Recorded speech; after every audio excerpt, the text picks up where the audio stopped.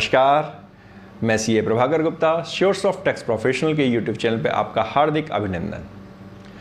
जैसा कि हम और आप सभी जानते हैं कि जब हम किसी कॉन्ट्रैक्टर को पेमेंट करते हैं बिजनेस से रिलेटेड, तो उस केस में 194C के अंदर टीडीएस की एप्लीकेबिलिटी आती है।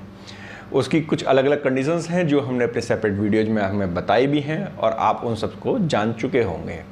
तो दोस्तों, ये बात ठीक है कि जब हम कॉन्ट्रैक्टर को पेमेंट करेंगे तो 194C एप्लीकेबल होगा, परंतु क्या सभी कॉन्ट्रैक्टर के ऊपर ये 194C एप्लीकेबल है?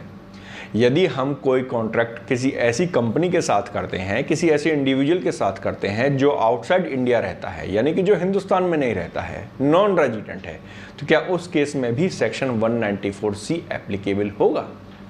तो दोस्तों, अगर हम इस सेक्शन को जानें, इस सेक्शन को जब हम पढ़ेंगे, 194C को जब हम पढ़ेंगे, तो हमें ये मालूम पड़ेगा कि उसके अंदर वर्ड लिखा हुआ है कि any payment made to resident.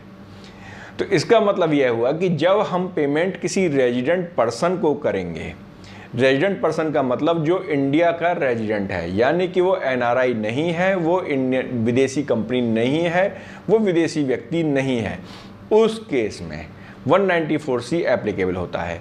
तो यदि हम पेमेंट इंडियन रेजिडेंट को करते हैं तो 194C एप्लीकेबल होगा, लेकिन यदि हम पेमेंट आउटसाइड इंडिया करते हैं तो उस केस में 194C एप्लीकेबल नहीं होगा।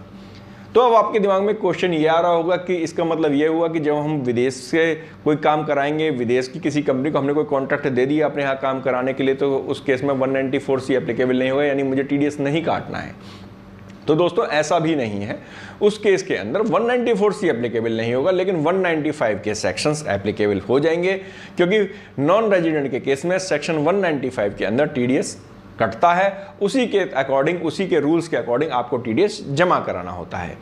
तो आप ये मत सोचिए कि 194C में टीडीएस नहीं कटेगा तो आपको टीडीएस काटना ही नहीं है। आपको 195 के प्रोविजंस को भी ध्यान रखना होगा, जिसके बारे में हम सेपरेट वीडियोज में आपको बताएंगे। तो दोस्तों, आपको यह जानकारी कैसी लगी हमें कमेंट बॉक्स में कमेंट जरूर कीजिएगा। हमारे चैनल को लाइक, शेयर और सब्सक्राइब कीजिए।